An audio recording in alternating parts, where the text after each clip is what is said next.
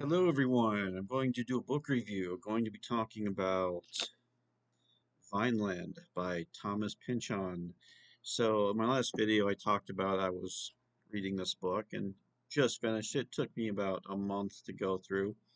I did the audiobook version with this, so I find when I read Pynchon that works best.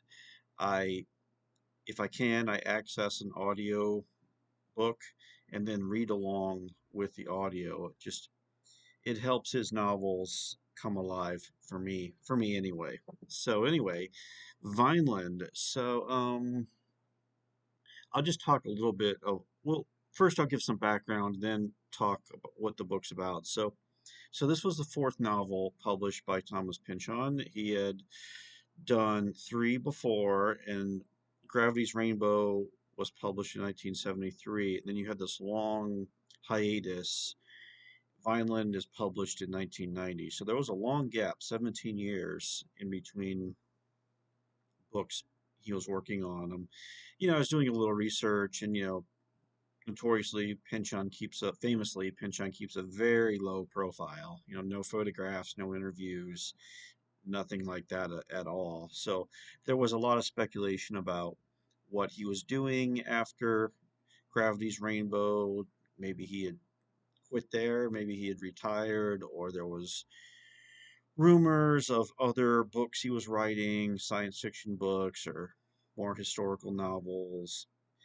And so I suspect he was probably working on a number of projects during this time, and Vineland was the first of those to be completed, and it's his most contemporary novel up to date, whereas the novel is set in 1984, so it's published in 1990, set in 1984. Probably not a coincidence. It's with the Orwell connection there, and I'll have more to say about that. But it is interesting coming off of Gravity's Rainbow and then seeing Pynchon really immersing the reader into the culture of the 1980s, the mid 1980s. Although a good portions of the book take place in flashbacks. So we spend a lot of time back in the 1960s and even further back than that at times. So it's in typical fashion for his novel. So just a little bit about the main plot of this novel. So we're introduced to sort of the protagonist of the story, Zoid, if I can find Zoid Wheeler, who is kind of a middle-aged hippie, and we're in Northern California, is around the Redwoods, that area, which Pynchon describes a lot in the book. But Zoid Wheeler is as I said, a kind of a countercultural figure, and he's raising his daughter Prairie, who's about 14 years old, I believe. And basically, we learn that Zoid lives off the government, and he does this odd ritual every year to prove that he's mentally incompetent, where he'll jump through a window, and TV news crews capture it every year, like Groundhog Day or something like that. So he is able to live off the government, even though he's perfectly healthy and fine. And we know there's like a lot of things happened in his past that's put him in this very strange situation. And other characters introduced. Now there's Frenesy, who is the estranged wife of Zoid and Prairie's mother. And in some ways, Frenesy is the main character in the novel, although it is hard to pinpoint an actual protagonist in Vineland because Zoid is coded as the protagonist because he's the main character in the first, I don't know, 50, 60 pages of the book. But then he disappears for a long time, and we don't really see Zoid again until we get into the latter half of the book. So, but Frenesy, you could argue, is the protagonist, and we know that we learn a little bit about her in small increments, that she was a filmmaker at one time. She was involved in the counterculture, was even involved in some revolutionary activity in the late 1960s. But we also learn that her past is very complicated and that she might have worked for the government as well and might have been and that's not really a plot spoiler, might have been as we say, a narc for the government. And that's all I'll say about that plot strand. But what gets the story going is Zoid learns that this federal agent, um, Brock Vond, who's the big villain of the book, is nosing around, and he is interested in Prairie, his daughter. We learn that Brock is also connected with Frenesy, as I said before, has a tangled relationship. But Brock is really a sociopath, though. He's really that Pynchon character who's very authoritarian, very psychotic, and is up to no good. Okay, and like I said, this is the Reagan era. We're in the middle of the Reagan era, so there's a lot about stopping, the drugs and Central America and all of these things that Reagan was involved with as well. So Brock Vond is kind of after Zoid and Prairie, and they have to separate and kind of go into hiding. Okay, so then we mainly follow Prairie as she kind of goes on her own journey, and she ends up meeting up with some people who knew her mom, Frenesy, and she learns, and we learned a lot about what went down back in the 60s with Frenesy, and as far as what she's up to in the 1980s and things like that. And we get quite a labyrinthian narrative there with who people that Prairie begins to associate with. Okay, but that's basically the plot. Okay, and what is this book about? Well, clearly, one of the big things, it's about the 1960s. Even though it's set in the 80s, it's really about the 1960s and why the counterculture fizzled out and why Richard Nixon was elected twice, and then why Ronald Reagan, even more conservative than Nixon, comes into power in the 1980s. And there is that thread throughout Pynchon's novels about the authoritarian forces on one hand, and then the forces of freedom, the more utopian elements of our society, and how they're always in tension with each other. And that is a big theme in this book, as far as why certain movements fail, why authoritarians tend to win, at least on the surface. And, reading this book kind of post election was helpful. Okay. It was a good book to read at this time right now, because you learn how that's always been the case in America. America has always had its authoritarian impulses, and sometimes those impulses win over. Sometimes they don't. But it just seems like it's a never-ending conflict that keeps happening. Okay, and Pynchon weaves this theme in a number of different ways. Like, primarily when we learn about Frenesy and the history of her family, where her parents, who we get to know well, were worked in the film industry. They were worked on the crews of like movie sets for the studios, like gaffers and camera operators and things like that. And they were involved with the union, getting the unions started and getting their power during the 40s and 1950s.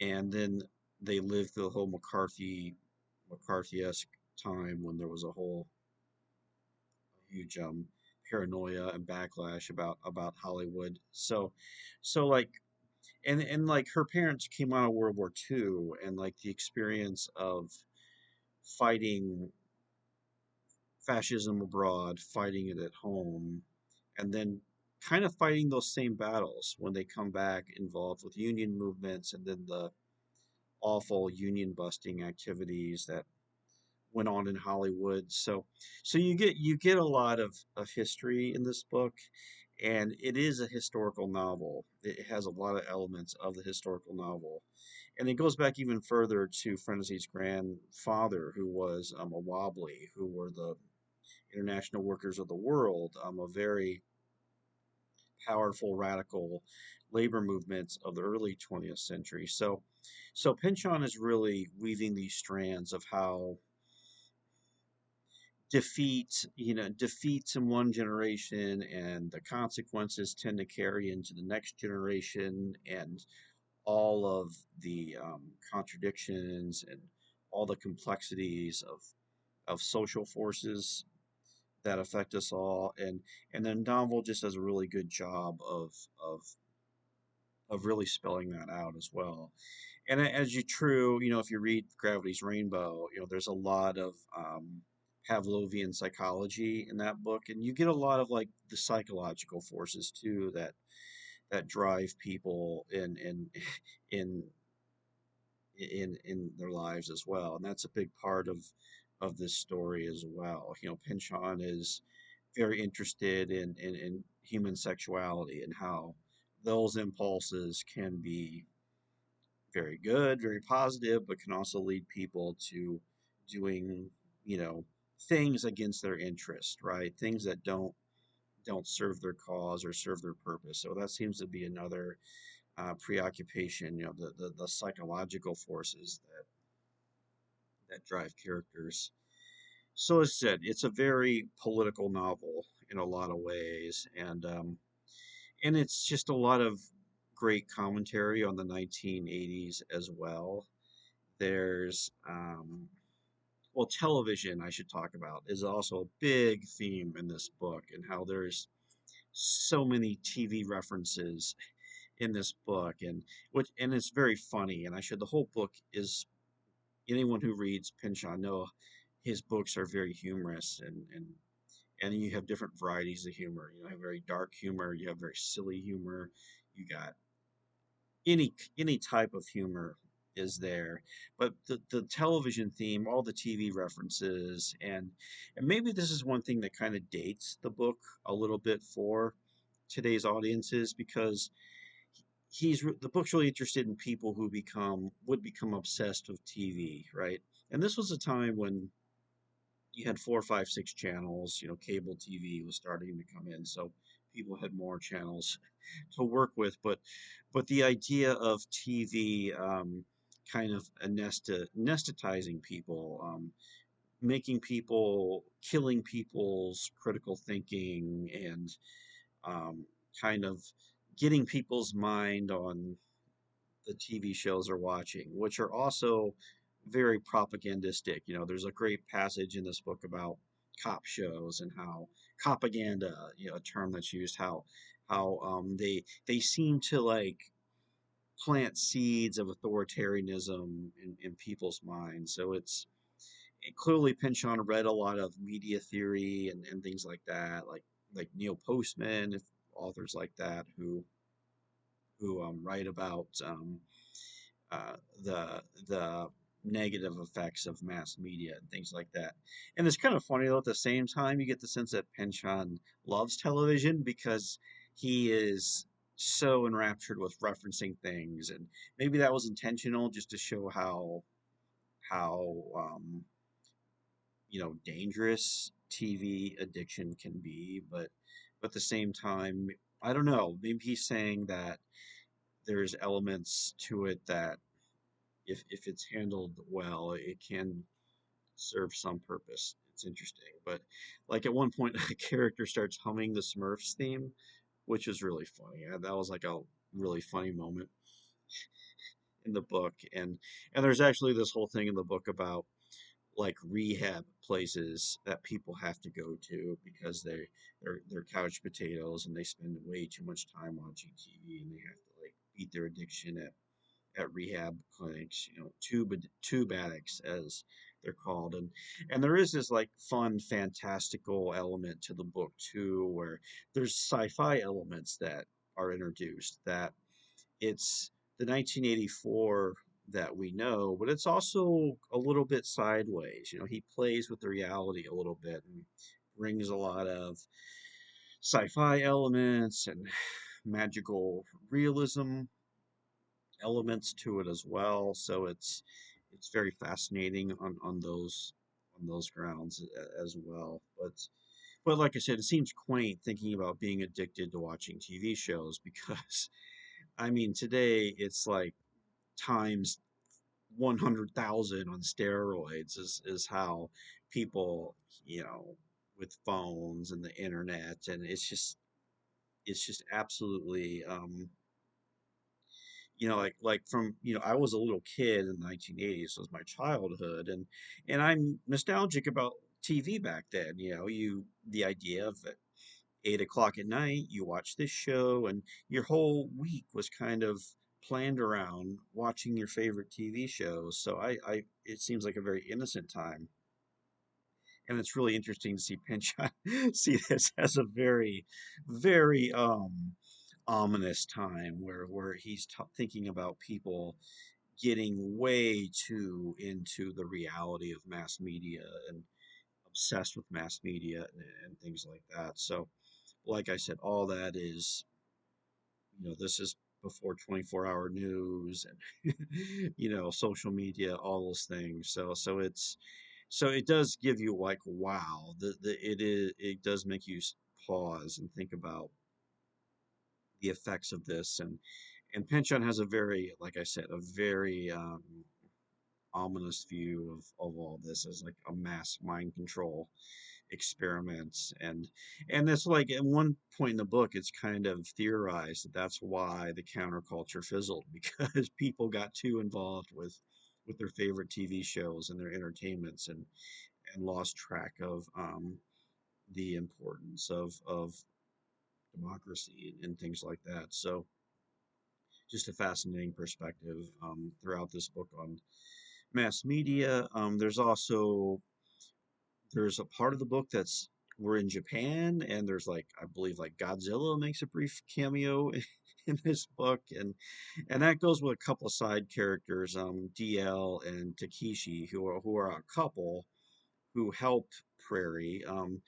DL is a ninja. She is a very dangerous ninja, and Takashi is, well, his story is interesting too. He was kind of brought back to life, I guess, by DL because she accidentally killed him and brought him back to life. So there was, yeah, stuff like that in the book, and there's this whole idea of like thanatoids of people who are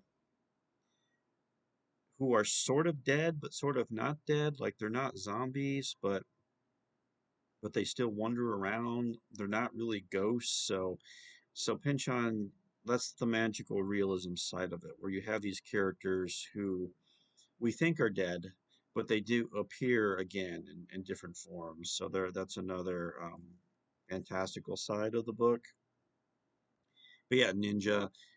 Pynchon must be a huge fan of ninja movies and ninja TV shows because there's a lot of stuff about Japanese pop culture as well in the book. And I know there were rumors that Pynchon was writing a science fiction book set in Japan. So maybe he took elements from that book and put it to Vineland, but it's interesting.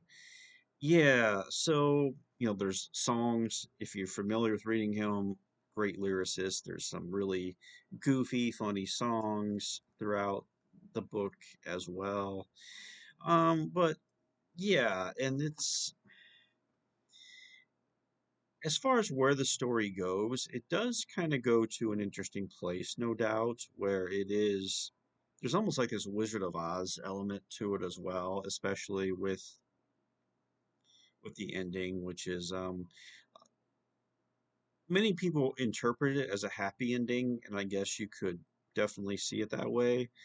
Although it's and there's a lot of Star Wars reference. There's a few Star Wars references in the book too, and the ending almost had like this Star Wars homage to it. I don't know if that's probably just me projecting, but I did find that really interesting. But yeah, I know this is considered a minor Pynchon work compared to his longer, more ambitious novels, but like I said, I had a great time with Vineland. The politics of the book are interesting. I mean, it's just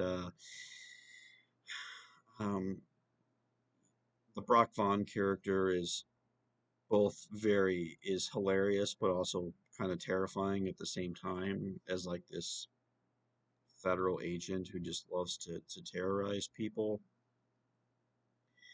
Yeah, but I liked the characters though. I liked Zoid and Prairie was a great character, and Frenesy is a very interesting, complex character as well. So, and there's not like a ton of characters in the book. If you know, it's interesting where we get to know. Pynchon lets us get to know the characters, and there is even a little bit more emotion, I think, put into this book. I wouldn't call it sentimental by any means, but there is some things in here that are like about community, about people taking care of each other and looking out for each other, which sounds kind of like I said, kind of sentimental, but no, it's there, and I know when you read his books, there'll be one of the things reading Pynchon, you have to get used to his diversions because you might think the narrative track is going one way and then you just kind of take a left turn and go in a completely different direction and then maybe you circle back or maybe later on you circle back so there is like this a title is Vineland so the narratives almost move like vines that are kind of kind of linked all together so that's interesting too but yeah and I think like with his books, you get this sense of, it's not all detached. Like Pynchon cares about the characters. He is serious about what he's trying to say. Like, and every once in a while, those moments will kind of hit you where, like, whoa, that was really kind of deep.